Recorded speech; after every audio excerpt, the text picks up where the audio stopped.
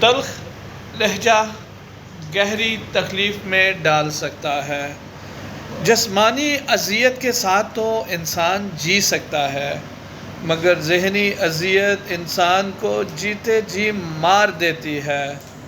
جسم پر جب چوٹ لگتی ہے تو ایک بار لگتی ہے اور ایک دورانیے کے بعد اس کی تکلیف ختم ہو جاتی ہے، مگر جو چوٹ ہمارے ذہن، سوچ، خیالات اور نفسیات پر لگتی ہے اس کا دورانیہ بہت طویل ہوتا ہے، کیونکہ اس کیفیت میں انسان کے ذہن پر گہرے نقش پڑتے ہیں، جیسے کسی نے پتھر کو تراش تراش کر اس میں رنگ بھرے ہوں اور بعد میں علم ہو کہ در حقیقت رنگ کی جگہ زہر بھرا گیا تھا جو نس نس میں بہنے لگا ہے۔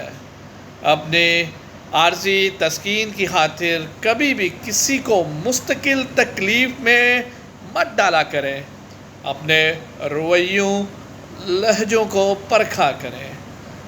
لہجے شفا بھی ہیں اور لا علاج بیماریوں کا سبب بھی بنتے ہیں۔ اپنے لہجے کو تلخ مت بنائیں، آپ کا تلخ لہجہ کسی کو گہری تکلیف میں ڈال سکتا ہے۔